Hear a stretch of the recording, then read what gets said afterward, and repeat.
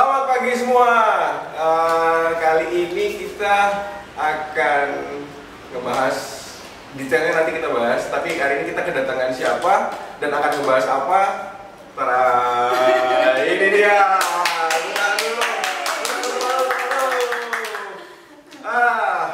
Ini bisa dibilang apa ya? Andalan-andalan warga Cibubur dan sekitarnya. Cibubur Pride. Siapa mereka? Mereka ngapain aja? Apa yang kita bahas? Berapa kilometer yang udah mereka goes? Dari mana ke mana? Kita akan bahas tuntas ya. Jadi hari ini kita kedatangan Pak Dendi, Dr. Irun, dan Augusti. Nanti saya nggak akan kenalin mereka. Jadi teman-teman yang akan kenalin temennya, gitu ya. Jadi santai aja, relax, karena di situ ada live IG-nya Dubai, ada live IG siapa nih? Yang ini Dr. Irun, yang itu ada live IG-nya Gisfam dan Gusti. Gitu ya. Oke, ini saya mulai dari Pak D, nanti yang kenalin Dr. Irun sama Om Gusti. Oke. Silakan. Jadi Pak D dulu nih. Dari Pak D dulu kita bahas ya. Yang paling tua. Kita kupas dulu. Kita kupas dulu. Yang paling sepuh. Kita kupas dulu. Pak D ini siapa sih? Terus kenalnya gimana? Terus goesnya kayak apa? Kok bisa tahu-tahu di sini gitu? Iya, bisa kumpul gitu ya. Bisa kumpul. Gitu ya. Jadi siapa yang ngenalin Pak D nih? Dari berdua. Oh. Nanti gantian. Mulai dari Dr. Irun dulu ngalih Pak D. Tadi Dr. Irun udah membahas semuanya. Om Gusti boleh nimpalin tuh. Nah kan habis itu gantian. Tapi pas Pak D sekarang. Iya. Jadi waktu itu di Bali acara MOB ya, acara BOD. Nah itu saya pertama kali kenal Om Dendi ini. Jadi tanpa sengaja kita memperkenalkan, kamu tinggal di mana? Di kota wisata. Oke, di kota wisata. Wah seneng banget tuh kan? Tontonan kita. Tahun berapa itu untuk? Tahun 2016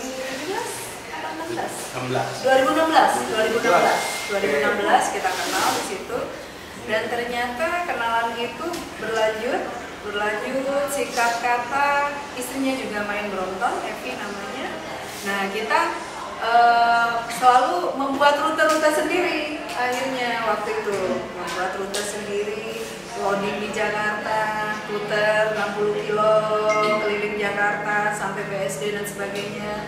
Terus berempat aja tuh, mulai dari berempat.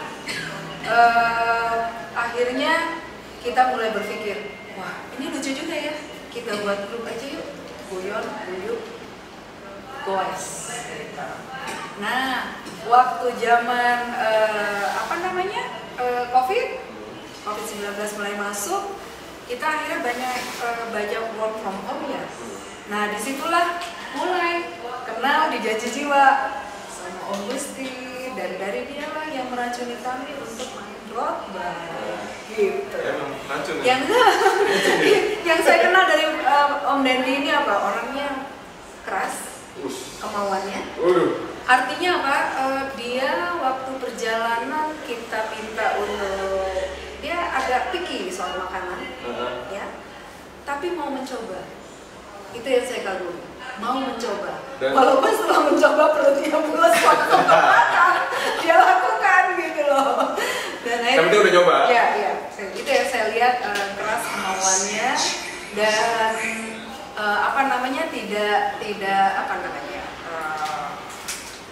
tipikal orang yang ayo boneknya ada, karena memang dari Jawa Timur ya. Dari Malang. Dari Malang? Arema itu. Arema. Oke, Om, apa yang dikenal Om? Kalau aku sebenarnya kita ini awalnya semua dari Bromptona. Iya. Jadi Bromptona. Jadi aku kenal Om Dendi, kenal Dr. Irun itu awal dari Bromptona. Iya. Jadi kita itu dulu tuh gabung sama Brompton Cibubur. Dan pertama kali ketemu itu di kalau aku pertama kali ketemu Dr. Irun dan pertama kali ketemu di Janji Jiwa. ya. Dulu belum ada Nako. Jadi kita masih nongkrongan Janji Jiwa. Masih ketemu, masih ngobrol-ngobrol gitu-gitu aja. Masih bromtonan, beberapa kali goes bareng bromtonan. Masih pengen cuman goes aja. Gitu. Akhirnya waktu itu mulai nanya-nanya Om Denny, gue pengen main road bike, kira-kira sepeda yang cocok apa? Itu 2016? Enggak, 2017, 18. Early 2019. Iya. Sebelum Covid lah, pokoknya sebelum Covid itu masih baru-baru mulai. Oh, tadi 2016 ketemu di Bali berarti? Ya, justru kalau Dok Irun sama Om Denny lebih dulu kenal. Iya. Karena kalau aku justru yang terakhir masuk ke komunitas Bromptonnya. Jadi Dok Irun sama Om Denny itu udah jauh duluan main. Aku baru masuk main di Cibubur. Karena sebelumnya kalau aku memang basicnya main di road bike udah lama, terus berhenti main, akhirnya coba sepeda lagi, coba di Brompton dulu. Kita ngobrol, ya udah nyemplungin Om Denny sama nyemplungin Dok Irun itu di road bike sekalian. Bener media baru. Ya. Tapi ya itu ya, kalau bisa dibilang beliau-beliau ini berdua kan produk pandemi. Ya, belum lama lah. Kita tahu sendiri kan baru mulai goes, bener-bener goes itu 2019 akhir lah ya. Bahkan 2020 awal malah bisa dibilang setelah masuk Covid kan. Covid tuh kalau nggak salah udah di Januari 2020, Maret 2020 kita tetap cut kan. Karena saya ingat banget 2020 awal masih bisa keluar negeri. Habis itu Februari Maret cut langsung kan. Baru mulai aktif kan. Itu juga baru mulai pada beli road bike juga setelah aktif di pandemi kan. Road bike langka itu ya. Semuanya langka kan, itu kan semua sepeda lagi waktu itu kan. Ngantri. Harganya ajaib kan. Saya awalnya juga pakai sepeda second ya. Ya, Dok Irun juga awalnya nyemplunginnya juga ya udah beli yang biasa-biasa dulu aja. Tapi biasanya waktu itu kan mahal juga. Iya. Ya kan? Nggak jelas waktu biasanya. Ya udah, akhirnya ketemu Om Denny pertama kali beli sepeda, terus Dok Irun juga. Ya udah, mulai dari itu mulai agak serius lah. Karena waktu itu saya bilang kalau memang mau serius sepedahan ya main road bike. Kalau memang mau lebih cepat, waktu itu goalsnya, karena aku selalu tanya teman-teman, gue mau sepedahan nih, gue butuh sepedanya kayak gimana? Aku selalu tanya, goalsnya apa dulu nih? Kalau cuman goalsnya yang penting sepeda bisa ke Indomaret atau cuma kemana, buat apa beli sepeda bagus-bagusnya nggak? Nah itu dia. Aku selalu tanya goalsnya, kebetulan Dok Irun sama Om Denny ini, Om Denny terutama ini yang memang jiwa kompetitifnya tuh selalu ada. Ya, jadi tuh kayak misalnya awalnya cuma pengen A doang, tapi ketika sudah bisa capai A, maunya B, ketika sudah sampai B, maunya C, terus aja gitu. Nah, akhirnya ya sepedanya kepake lah. Aku selalu bilang belilah sepeda yang kebetulan beliau ini sanggup lah untuk beli sepeda yang all the best money can buy lah, gitu kan. All the best money can buy akhirnya mendukung kemampuan mereka untuk bersepeda, gitu sih. Karena pada dasarnya kalau udah basicnya goeser, udah tinggal ngerubah polanya aja kan ya. Tapi sebenarnya sih yang paling utama bukan cuma goesernya, mereka berdua ini kompetitif. Itu yang membuat akhirnya bisa sampai titik di sini gitu loh. Karena biarpun goeser, biarpun semangat, tapi kalau gak punya jiwa kompetitif aku akuin mentok. Stop di situ aja. Kebetulan dua-duanya apalagi Pak Ade. Iya. Dua-duanya punya jiwa kompetitif, akhirnya mau terusin gitu, akhirnya sampai sekarang titik ya di titik inilah gitu kalau aku bilang sih, kalau menurut aku sih gitu. Tapi tetap tuh pakai debat juga, mau pakai bib aja debat, mau ganti baju pakai baju road bike yang apa namanya itu jersey, itu juga debat. Karena awal-awal kita pikir kenapa sih perlu ganti baju, kenapa perlu bib yang gitu-gitu. Tapi dicoba dulu, setelah dicoba ada sesuatu baru tahu. Oh iya nikmatnya ini di sini, kaos kakinya harus begini, bajunya harus begini, perjalanan seperti itu panjang. Karena kan dulu di Brompton kan apa namanya, ketika upgrade itu kan nggak terlalu berpengaruh sama performa. Beda kalau kita di road bike kan mulai dari upgrade sepeda, upgrade kit itu mulai dari jersey, bib, sepatu semuanya kan sangat berpengaruh dan akhirnya menaikkan performa gitu kan. Tapi balik lagi, Pak Denny ini apa? Hari-harinya apa sih? Wah, kita makan gaji. Jadi selalu punya alasan untuk golek sangu terus. Jadi itu kita gitu ya 9 to 5. 9 to 5%. Nah kan waktu WFA oke lah ya, WFA kita boleh lah, tapi itu masih bisa lah. Dan sekarang kita udah full WFO nih, ya kan? Gimana tuh? Apalagi mau kemarin tuh. Itu challenge dan saya yang paling sering diingetin sama Kakos dan Upin. Oh iya, kita nih karena nih ya. Kemarin. Gitu ya. Kita punya rambut sedikit di trim, jadi gitu ya namanya. Jadi saya sering diingetin gitu ya. Pak De, jangan lupa ya kakinya diputerin terus tiap hari gitu. Kakinya diputerin terus. Tapi waktu agak memang menjadi challenge karena saya harus berangkat pagi ya, sebelum jam 6 sudah harus meninggalkan Cibubur. Kita tahu Cibubur bukan tempat yang free of traffic jam gitu ya. Apalagi makin siang makin panas gitu, dan pulang tidak pernah lebih cepat dari jam 10 malam. Jadi challenge ya. Akhirnya saya coba siasati ya, begitu setelah sholat subuh kita puterin kaki dulu. Terus paling tidak kaki muter terus setiap hari. Nah, nanti ada kita bahas mengenai persiapannya tuh. Ya. Nah, dan lebih detail. Sekarang Pak De sama Om Gusti ngebedah Dokter Irun. Biasanya kan Dokter Irun ngebedah nih ya. Ngebedah nih. Siapa sebenarnya Dokter Irun? Terus kenapa Toto nyemplung di Trijis? Kenapa bisa kecemplung di road bike? Sampai sekarang hari-harinya gimana nih? Mulai dari Pak De dulu ya. Silakan. Oke ya, jadi Tairun saya biasa pakainya Tairun. Saya juga baru tahu kalau dia dokter juga belakangan sebetulnya. Kita tahu dulu goeser aja gitu. Jadi benar kita ketemu. Sebetulnya saya ketemu dengan suami Tairun di event Goes Brompton di DSD. Dan waktu itu Tairun kabarnya sedang melalang buana, jadi nggak hadir. Terus kita ketemu secara family, saya dan Tevi, Om Tata dan Tairun di Bali. Di situ kita memulai goes couple gitu ya. Jadi kita Bromptonan, yang memang saya sudah goes Bromptonan sejak 2013. 2013, oke. Jadi kita long ride gitu ya sampai ke Peak. Waktu itu Peak udah satu prestasi. Cibubur Peak PP itu udah satu prestasi gitu ya. Itu berapa? 126. Iya, 126 kilo ya masalah ya. Prestasinya adalah siang-siang bolongnya itu, bukan goesnya. Nah, ya.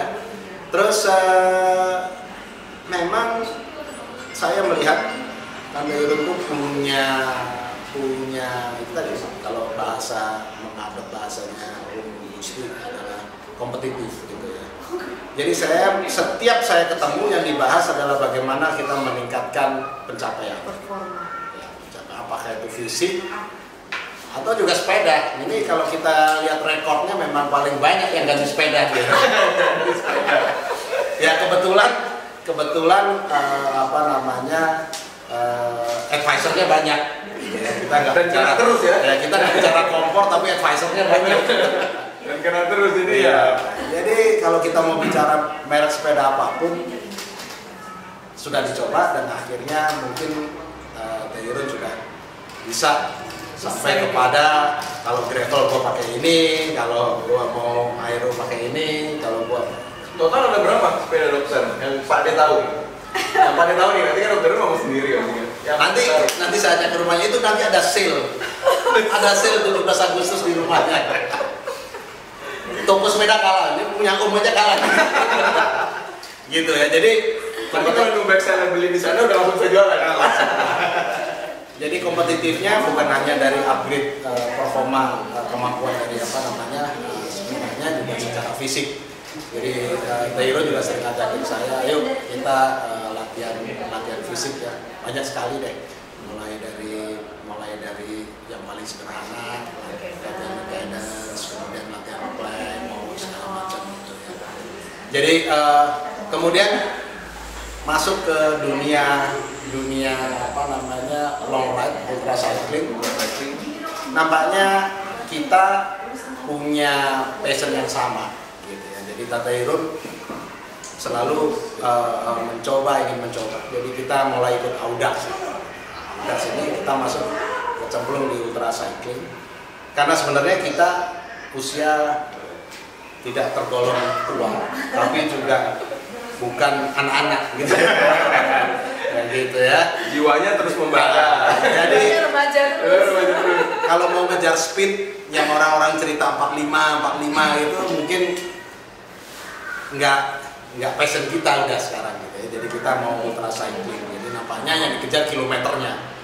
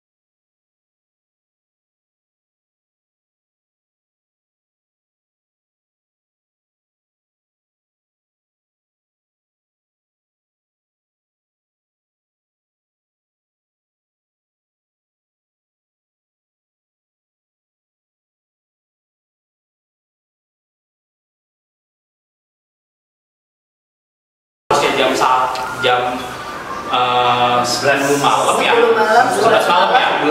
Kita Minggu kita finish Senin. Kita finish Senin setengah hari. Jam 11. Masih ada tuh? Finish Masih. Nah, salah satu nikmatnya Audax itu sampai 3 hari juga ditungguin kalau udah. Ditungguin sama panitianya. Ya, walaupun backdropnya mungkin nggak lengkap ya. Atau mungkin orangnya doang ya. Backdropnya mungkin nggak lengkap ya. Kita lengkap masih lengkap. Kita masih lengkap karena di belakang kita masih banyak juga yang nggak finish, yang masih di belakang kita waktu itu. Itu waktu itu pertama kali nyemplung ya, akhirnya ya ubah strategi, yuk kita coba gimana caranya. Karena waktu itu masih kepikiran mana ada Audax, kalau mungkin diketahuin teman-teman kali Audax 600 yang nginep di hotel itu cuma kita doang. Itu sempat dengar berita putus rantai. Iya. Itu artinya Dok Irun dari kilometer 30 nggak bisa naik bisa pindah. Jadi saya pakai yang kecil cranknya. Ya. Selama perjalanan dari kilometer 30 ke atas. Berarti 570 ya. Iya. Tapi lucu tuh, nggak ada capek dan itu yang buat kapal Lombok. Akhirnya kita bertiga semua pakai crank kecil semua. Gitu. Untuk nyamain. Ya, pertama kali nyemplung itu di 600. Akhirnya tapi bisa finish ya, kita happy-nya bisa finish ya, penting finish karena itu dia mental juaranya sama mental kompetitifnya yang penting ya. Karena ketika kita masuk dunia ultra cycling bukan cuma soal fisik, semua pasti mental. Dokter Irun di mata Om Gusti itu apa nih sebenarnya saat ini? Kalau aku lihat sih ya itu dia. Karena kebetulan aku yang membimbing, kalau bisa dibilang membimbing Dok Irun sama Om Deddy itu dari awal pertama kali, jadi aku lihat tuh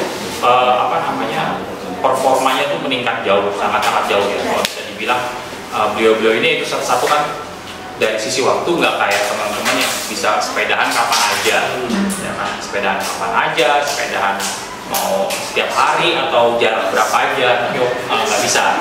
Cuman saya selalu tekankan ke teman-teman beliau ini, kalau bisa seminggu kita kejar 300 kilo aja deh. Seminggu 300 kilo paling ini. Jadi ya paling tidak di Senin sampai Jumat bisa cicil dapat 150 kilo, sampai Minggu kita selalu ride. Aku selalu tekankan Sabtu Minggu kita kalau bisa 4 jam on saddle. Itu nanti kita kalau ngomong lebih panjang persiapan di Bentang Jawa ya, mungkin tapi itu dari awal itu aku selalu tekankan gitu, karena waktu itu kebetulan WFH, jadi memang lebih enak lagi waktunya gitu, memang Boris ada ya sulit. Ya kelihatan lah, karena sepeda ini kan olahraga muscle memory ya. Ketika dilakukan terus berulang, akhirnya dengan nggak sadar performanya meningkat, endurance naik, nggak pernah sesak lagi. Kayak gitu. Beneran? nggak pernah sesat jadi bawa dari awal-awal ya, dari awal-awal ketika main harus speed 25-30 heart rate-nya sekian, ya, akhirnya turun akhirnya sampai ya itu dia sih, semua karena jiwa petarung sih kalau aku bilang.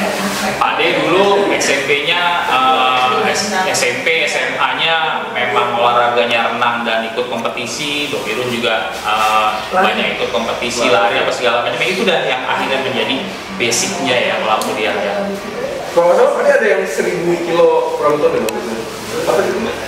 1000 kilo. Oh, yang 1000 kilo itu dalam waktu 1 bulan. Satu bulan Ya, akumulasi waktu 1000 kilo itu Brompton.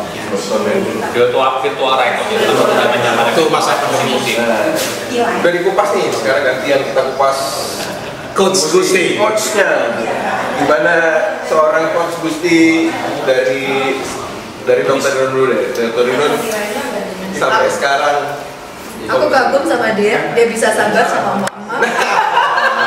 Sampai lupa apa-apa. Sabarnya luar biasa. Kelar hidup lo. Mama naik itu aja kita hindari deh.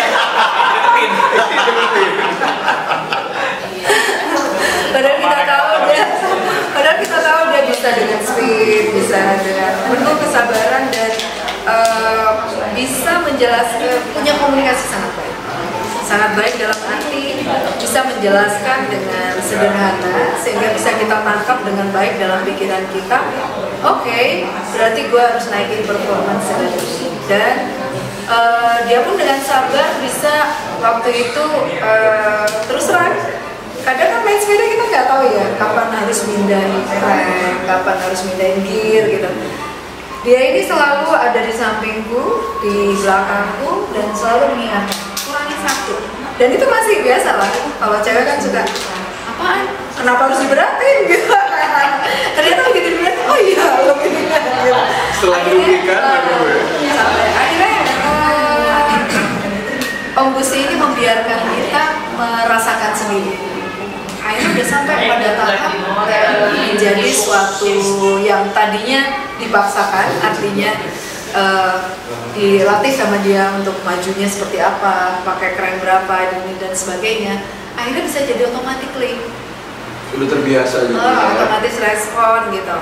Nah juga dari dia aku banyak belajar dalam arti ya. Dia paling gampang itu kalau udah kita pergi jarak jauh kan tidur nggak bisa di mana, harus bisa di mana pun gitu. Nah, dia bisa dengan santai, kalau gue masih nyari kerdus gitu untuk alas gitu. Jadi gue belajar tentang alam tuh banyak dari dia gitu. Jadi banyak hal yang aku pelajari dari Gusti. Benar-benar tahu tentang sepeda. Benar-benar tahu tentang sepeda. Kadang-kadang saya cuma melihat itu orang itu kok bisa cepat, kenapa bisa cepat? Ya kakinya dong. Kamu kurang nanti di ininya. Jadi kita perlu tingkatkan di sini. Dokter itu udah lebih bagus ininya, gearnya udah lebih, komposisinya udah lebih pas gitu. Kalau dibandingkan dengan yang tadinya gue pikir orang itu pasti sepedanya lebih bagus nih. Iya, pasti lebih kenceng lah ya. Pasti lebih kenceng gitu. Nah, yang jadi challenge juga waktu itu ya kita nggak bisa ninggalin juga KLCC ya. Gue dari dulu bandel tuh, pengen ngikutin KLCC. Jadi cuma ngikutin mulai dari 1 putaran bisa, 2 putaran, sekarang sampai finish sudah selesai. Iya, hebat loh. Ikut salah 100. Ikut salah 100. Dan pakai gravel. Bukan sepeda road bike. Selalu tegur Dr. Irun kalau Dr. Irun lagi ikut selalu sekali. Dia lagi persiapan pasti, nanti ikut nempel sampai finish. Gitu. Jadi thanks to Gusti yang tidak pernah berhenti untuk menyemangati artinya kamu bisa, umur bukan masalah, itu selalu yang dia ingatkan dan selalu mengingatkan makanan itu kunci kata dia. Nutrisi yang masuk harus pas ya. Harus berlebih malah. Harus berlebih juga. Dan salah satu yang makanya itu kan kalau aku bilang waktu salah satu ini mungkin di Bentang Jawa kita akan agak lebih kumpas karena kan ketika kita ultra tenaga yang kita keluarkan kan lebih gitu kan. Nggak kayak hari-hari biasa gitu kan. Berarti yang masuk juga harus lebih. Nah beliau-beliau ini kadang-kadang masih jaim-jaim, gue biasa makan cuma segini, udah makan segini aja gitu kan. Sedangkan kalau aku udah makan udah double-double. Kayak gitu sih ya, kayak gitu. Makanya makanan itu adalah kunci kalau aku bilang. Iya, itu aja. Pak De, Siap. kita kupas Om Gusti di mata Pak De nih. Iya. Gimana nih? Om Gus itu one thing ya. Orang yang memang passionnya di sepeda. Passion di sepeda. Punya passion di sepeda, cycling. Jadi I guess ya, dia a lot of doing research ya. Jadi saya lihat dia banyak sekali punya reference untuk kita ajak diskusi terkait sepeda.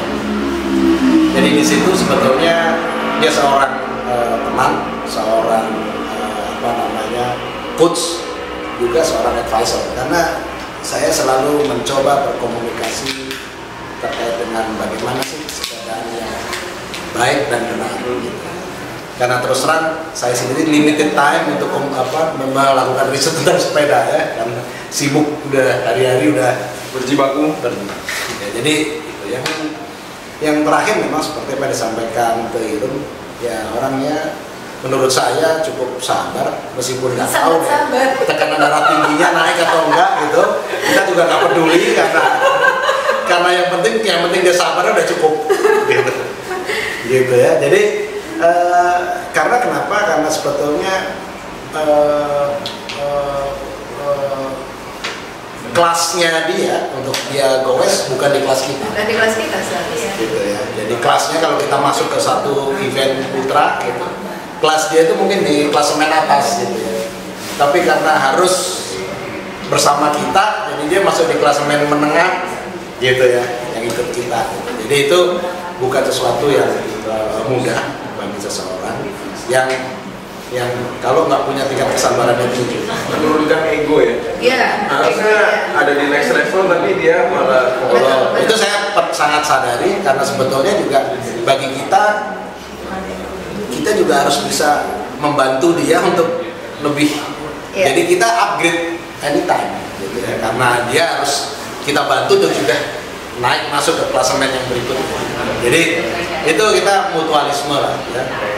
Nah, yang terakhir memang ya dia ahli komunikasi gitu. Jadi setiap dia menyampaikan sesuatu dia convince gitu. Iya. Itu juga enggak. Saya pikir itu yang terakhir dia punya misi yang sama waktu itu ya, menurunkan berat badan dengan sepeda. Tapi dia masih in progress. Saya sudah almost achieve gitu ya. Jadi saya dari 100 ke 75, beliau dari 120 ke 85. Aku tuh ngeliat Om Gusti awal-awal di Goes tuh gede banget. Ya kayak Jalal dulu. 25. Dulu kayak Jalal dulu. Masih pakai sepedanya masih vector kok. Iya. Saya tuh terus terang termotivasi untuk beli road bike itu dari Alvin. Alvin sama. Alvin yang di Cibubur. Alvin Cipmol. Alvin Itu dari apa? Saya melihat badannya gendut banget waktu kita ketemu di Janji Jiwa. Terus dia pakai road bike. Dia yang pertama kali beli road bike yang sampai waktu itu saya nggak pernah habis berpikir kok bisa ya beli road bike harga ratusan gitu ya. Dan sekarang saya ngikutin. Dan waktu saya lihat perubahan di badannya, kok bisa ya ngebentuk seperti itu gitu. Emang bisa seperti itu Gusti? Itu pertama kali saya tanya sama dia. Jadi ya udah, jadi dalam hal ini perjalanan road bike itu banyak role model, cara saya goes banyak role model beliau, putaran kaki dan sebagainya. Ini juga asik kalau putaran kakinya saya terus belajar dari mereka berdua cara putaran kaki. Kemudian good mentor, good coach, mentality-nya udahlah Komplit lengkap, pakai komplit ya. Kemana-mana. Saya sih lihatnya dulu dari udah 900 ya. Bertiga, terus latihan sini bertiga terus gitu. Kemarin dulu ada tentang Jawa, bertiga ikut udah pasti. Pakai komplit lah ini pasti. Oke, sekarang yang ditunggu-tunggu nih, kita akan bahas mengenai Bentang Jawa. Karena terus terang teman-teman yang di Cibubur sendiri, di IG juga banyak yang nanya, ini persiapannya gimana sih Bentang Jawa, long ride itu kayak apa? Karena kan rata-rata goes dengar kata 200 aja tuh udah merinding gitu ya.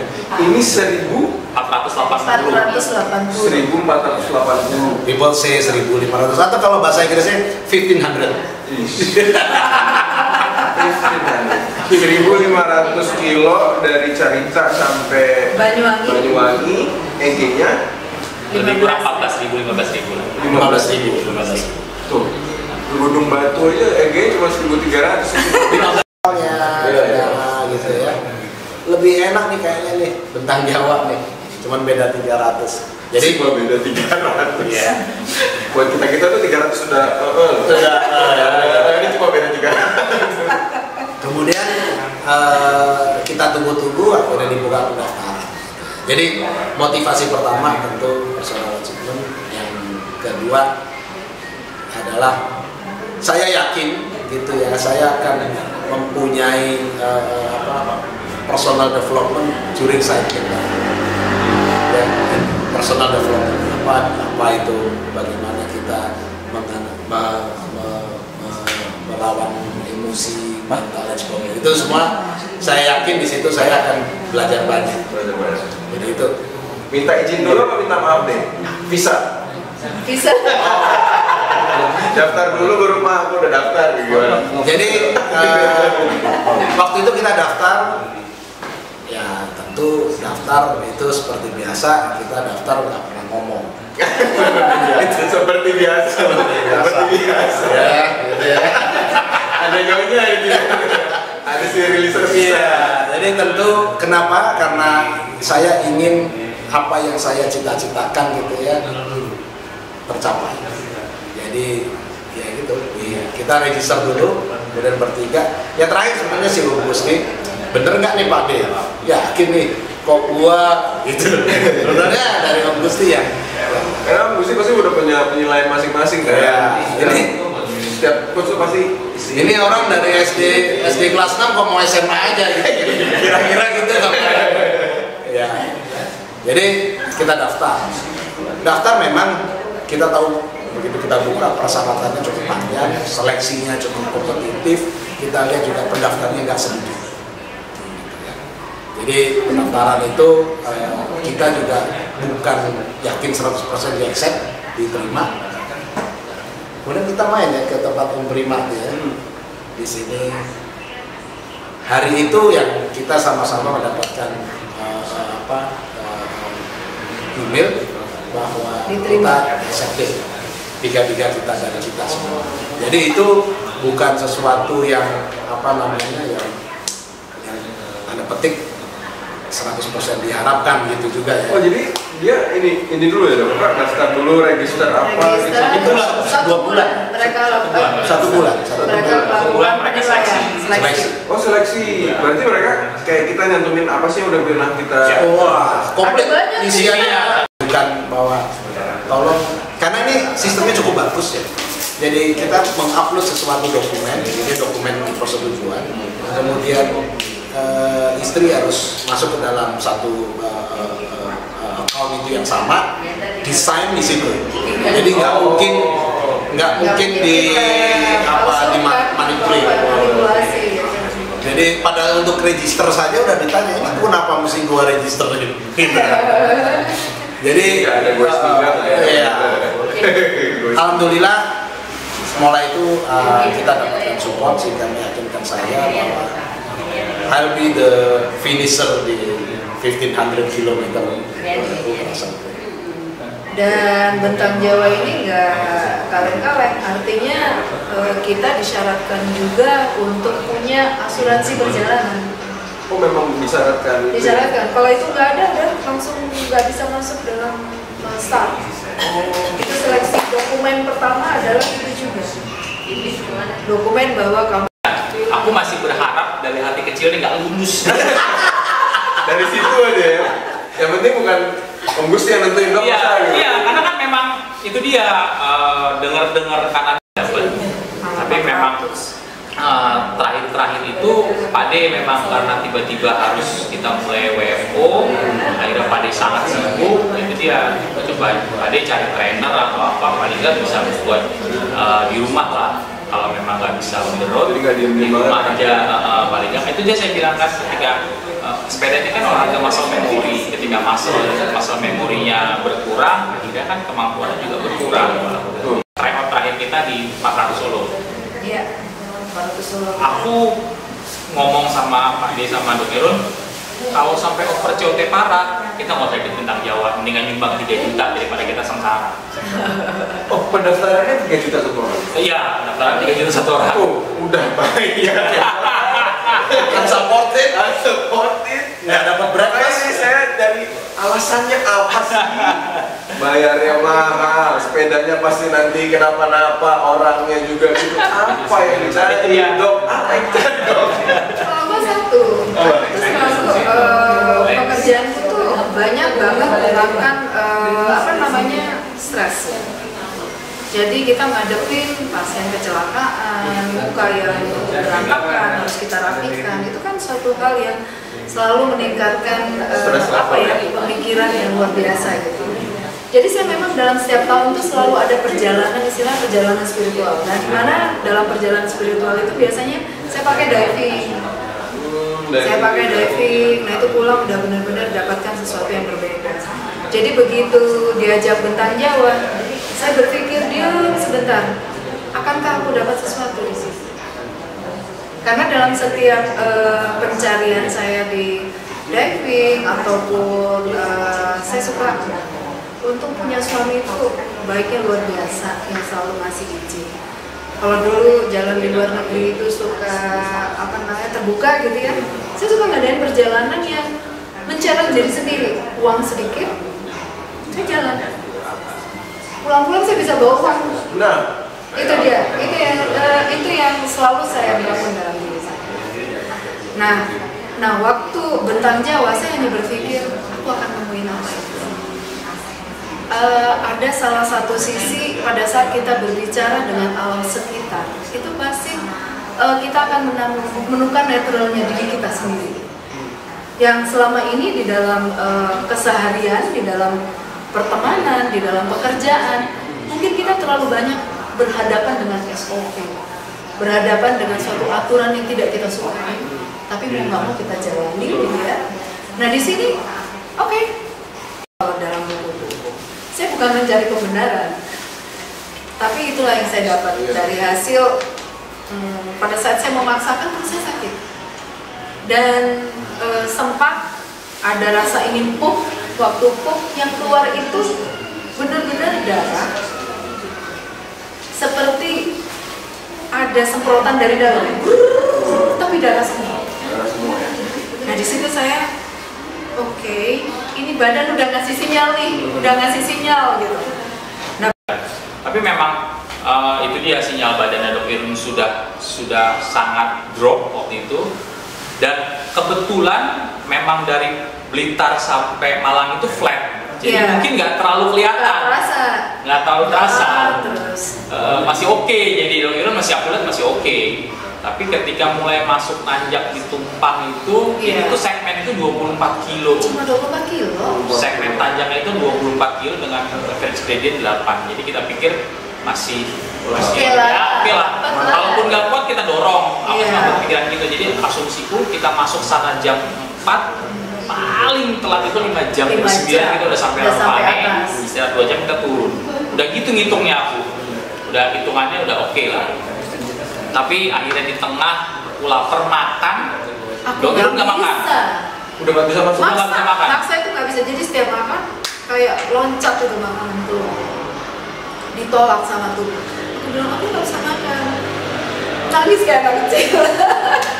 Jadi ya itu dia. Makanya aku bilang makanan itu kunci. Ya itu dia. Hari itu Dok Irun nggak masuk makanan sama sekali. Jadinya. Wah, padahal kalau nggak ada raja terakhir. Nah, ya itu. Iya.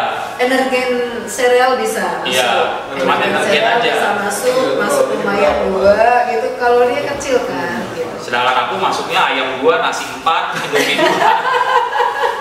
Kayak makan. Tapi itu makan Indomie 2 bisa kuat orang 2 sepeda. Kalau nggak makan Indomie 2 tuh nggak kuat orang 2 sepeda. Indomie 2 nasi 4. Iya. Karena di Ranupani kan ketemu tuh anak-anak muda yang beda umur 20 tahun dari kita gitu. Mereka semua nuntut. Memang kita kita tuh persiapin harapan itu buat nuntun, Iya. nggak mungkin digoesin. Dan mereka nuntut 1 kilo 1 jam. 1 kilo. Satu, 1 kilo. itu gradient paling, bayangin aja 24 kilo gradient average itu 8 sampai 9. Iya. Gradient paling tinggi itu 28. 28. Jadi itu ada gradient yang 16% itu 1 kilo.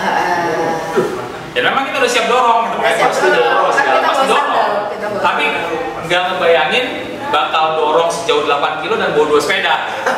Kalau nggak gara-gara nasi 4 tadi.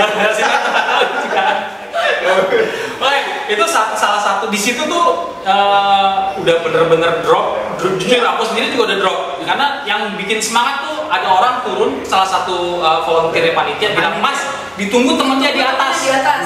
Dia. 3 orang, wah ada Pak D. Nah aku, karena rest map masih kelihatan Pak D deket. Wah ada Pak D. Ada 2 teman kita juga, Om Vidi sama Christine. Di depan. Jadi di depan gitu juga. Itu kita udah tenang. Wah dok kita kejar dok, semangat tuh. Cuman memang dok itu udah habis banget. Dia nggak kuat, udah oke akhirnya aku putusin. Kalau nunggu dokin dapat tenaga lagi udah nggak mungkin. Dan makin jauh juga kan. Udah karena waktu udah semakin malam. Kayak gitu. Itu kalau ngomong juga mau cari apa udah makin turun. Mau cari apa orang nggak akan pernah tahu nikmatnya ikut bintang Jawa kalau nggak ikut ya Pak. Iya. Karena kita tuh nggak akan mungkin nanjak Panggang jam setengah 12 malam, nanjak Ranupane masuk bener-bener cuma ditemenin sama jangkrik. Dan benar-benar lah. Apa? Lampu yang terang tuh cuma lampu sepeda kita. Ya bener-bener nggak ada lampu. Jadi ketika ngeliat ada lampu itu, ya itu tadi Bahagia. halu, ya itu Pak De juga sempet halu tuh. Ngeliat gapura disangka rumah gede sama Pak De. Enggak, maksud gue gini. Itu udah Dia goes. termasuk ini loh, salut aku. Dia bisa tidur di atas sepeda dengan berat yang tinggi, hanya berbekal dia rem terus dia tidur. Iya, jadi Itu di mana deh? Di rem. Ranupane. Ya, jadi tanjakan terakhir ya, saya lihat itu kan kalau kita lihat di Garmin itu kelihatan gitu, hitam dia, hitam. Kita udah sebelum masuk hitam kita udah goesin, terus kemudian berhenti, terus saya coba turun. Setelah turun saya lihat di situ ada penerangan lampu di depan. Kenapa saya sepedaan mau di depan saya rumah? Kenapa aku ada rumah nih? Berarti gue mesti belok kiri atau kanan gitu kan? Tapi gue lihat sebelah jalan kanan kiri masih lurus nih jalan. Terus saya coba tenangkan gitu diam, terus kemudian saya buka lagi, hilang rumah itu. Oh, terus tiba-tiba ngantuk. Malam itu. Malam, midnight. Jam 12. Dan Sendiri 5 degree mungkin temperatur suhu. Suhunya. Terus saya putuskan saya harus tidur. Tapi saya pikir itu ke atas jauh, ke bawah jauh. Iya. Saya berhenti di tengah, saya berdiri, saya tahan remnya itu. Saya tidur di tiban. Kepala saya tidurkan di tiban. Tidur.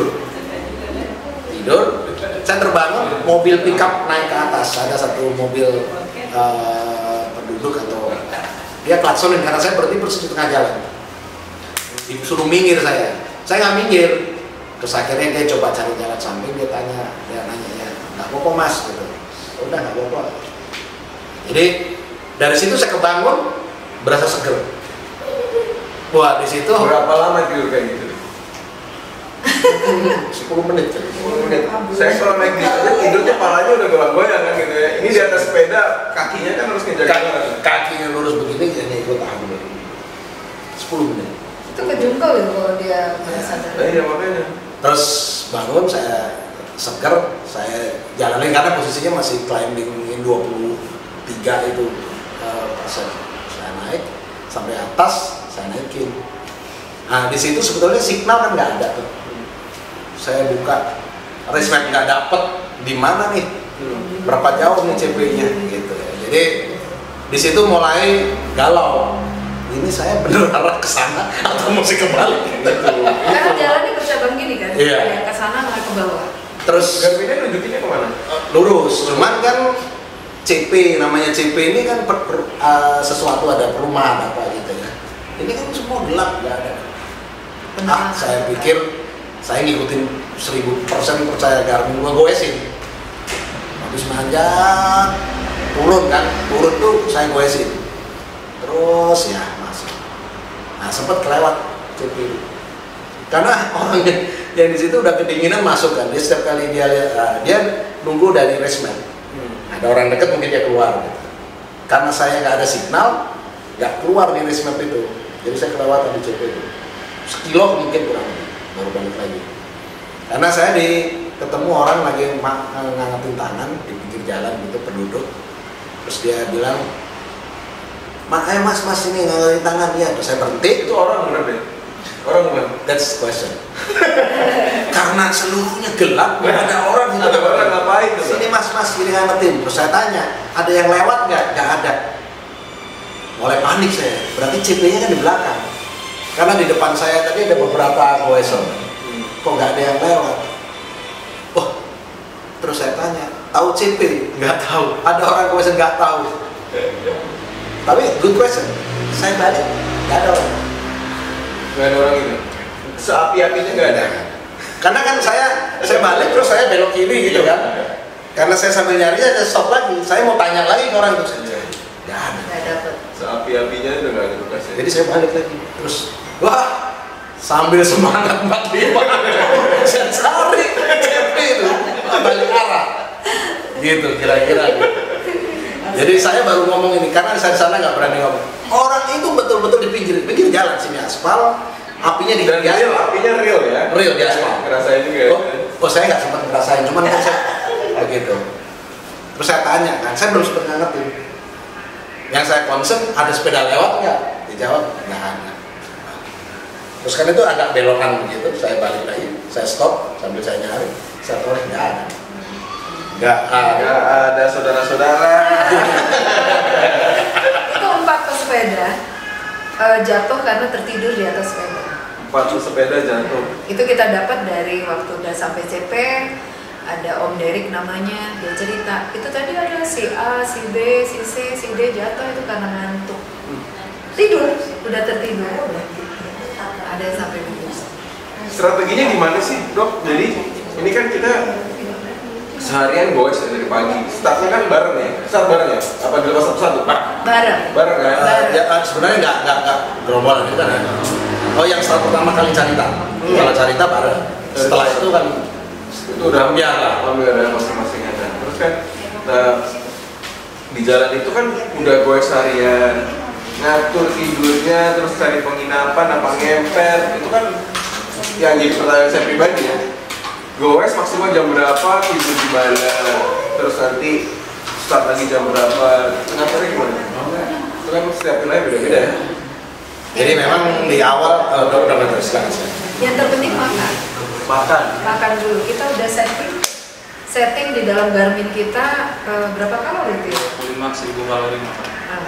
25.000 kalori makan. Jadi begitu di Garmin itu berbunyi, Garmin kita udah kita setting waktu minum, waktu makan gitu. Jadi waktu pas makan, oke, kita minggir langsung cari mana makanan yang terenak. Nah, makan itu makan kecil ya.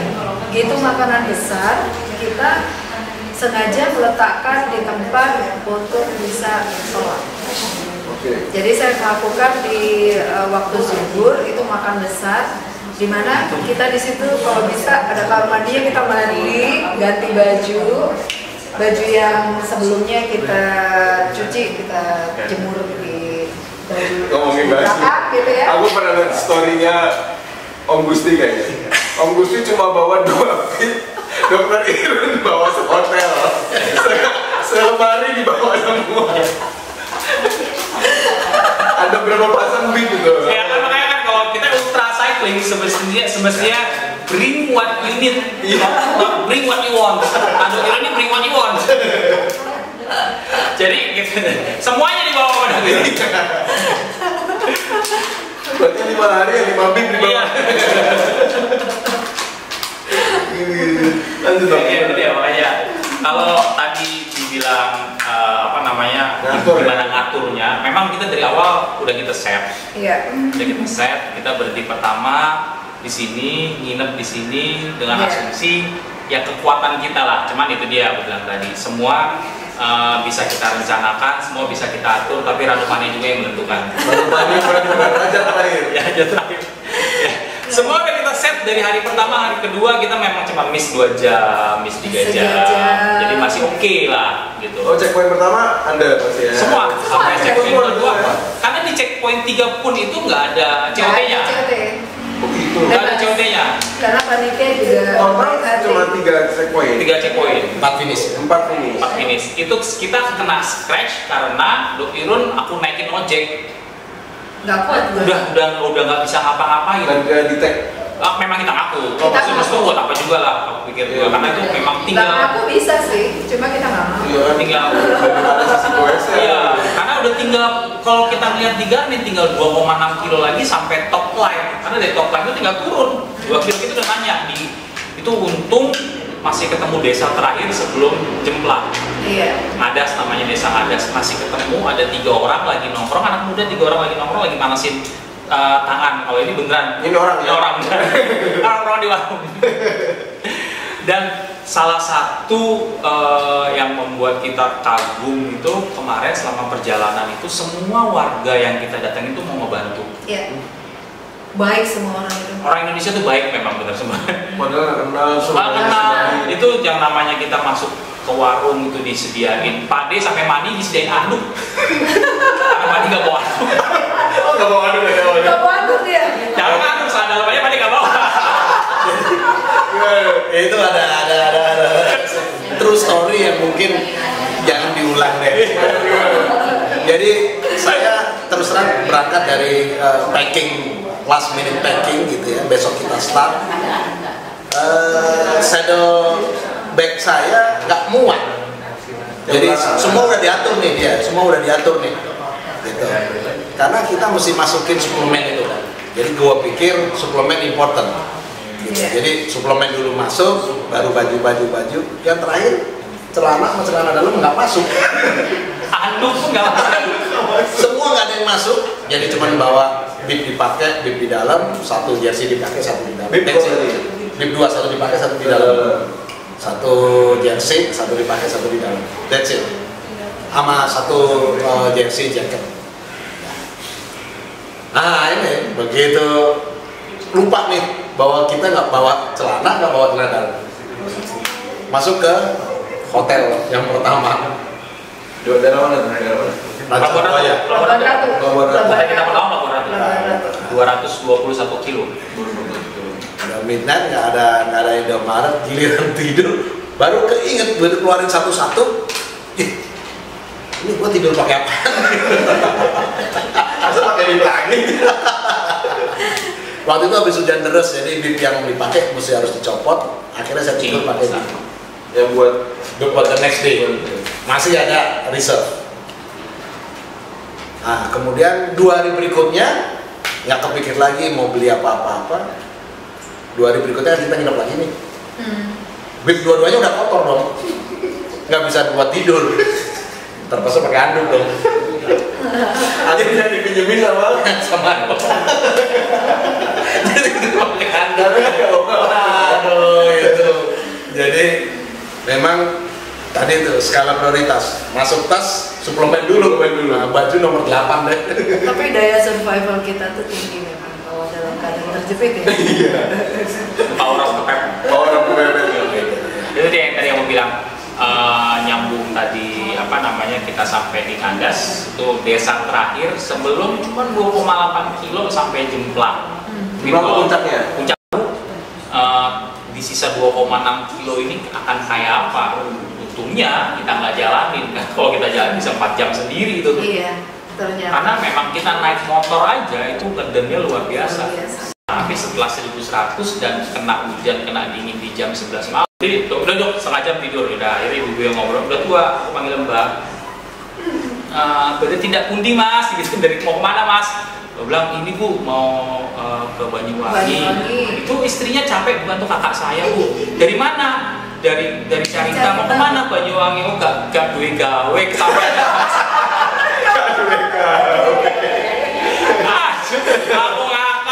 Aku capek ngantuk, simbahnya juga lucu aja, lama aja simbahnya. Tapi itu kopi terenak dan teh terenak yang gue. Ya Dok Irun itu benar-benar nyampe, loh masuk kasur, kena kasur kan. Dalam hari itu kita memang nggak mutusin, kita nggak tidur di hotel tadi ya. Kita 2 hari itu kita nggak tidur di hotel. Jadi ketika kena kasur memang enak banget kayaknya dong. Setengah jam, kira setengah jam coba tidurin setengah jam selesai buat cabut lagi. Nah kalau apa itu sebelum Ranupane waktu itu mau nyampe ke Blitar. Nah, tapi pas di Ranupanenya itu ya bukan Bang akhirnya kita hapus scratch itu karena memang kita naik ojek. Itu memang luar biasa tanjakannya. Terakhir itu waktu kita pikir cuma 2 kilo itu ya 2 kilo cuman kan mindset itu tuh selalu kepikiran 4 kilo itu 1 lap wisata. Oh iya pokoknya kan. Selalu gitu kan. 2 kilo berarti cuma setengah lap kois gitu kan. Kalau ngeliat di race map itu pade itu paling cuma selisih 1 kilo sampai setengah, 1 kilo, 1,5 terus, tapi nggak ketemu. Dan kesalahan terbesar itu jangan pernah nanya jarak sama warga sekitar. Iya. Dekat. Itu pak dekat kok di atas pak. Ini di atas tapi kok nggak nyampe gitu. Udah pokoknya itu udah paling. Oh dia dekatnya itu naik vario, dorong sepeda kayaknya. Oh dorong sepeda tuh nggak dekat gitu. Dekatnya gini soalnya dia agak telepati gitu. Ingredient sama lebat, aku tuh selalu bersemangat. Yang bikin aku semangat, bikin aku semangat itu cuma Pak Ade doang. Pokoknya aku harus bisa ngejar Pak Ade untuk minta tolong sama Pak Ade gitu kan. Paling enggak, kalau ada sesuatu yang terjadi, aku masih bisa ada yang dicek diskusi gitu. Karena memang saat itu Irun udah bener-bener blank. Itu udah bener-bener blank dan memang bener-bener dia jadi pion lah. Itu yang bilang lucu iya apa iya dan banyak hal-hal ya. Kita tahu Bromo itu mistis. Iya. Dan dilalahnya kita masuk Bromo malam. Iya. Nah itu tadi ada yang ngangetin. Iya. Jadi benar-benar di tengah hutan malam. Aku jalan tuh kayak ada yang ngikutin banyak di belakang. Iya. Terasa ya. Terasa. Terus aku ya udah. Aku bolak-balik bilang permisi ya. Amit aku nggak kuat nih, bantuin. Aku sampai gitu ngomongnya gitu. Permisi. Sadar tahu itu Gusti, tahu ini semua situasi tahu gitu. Cuma yang memang nggak kuat tuh gimana? Ada namanya kalau di ultra tuh sampai titik batas udah terakhir ya itu dokter udah sampai titik batas terakhirnya itu. Makanya ketika sampai Ranupane aku langsung bilang dokter dong cek semuanya gitu. Karena pas cek poin ya?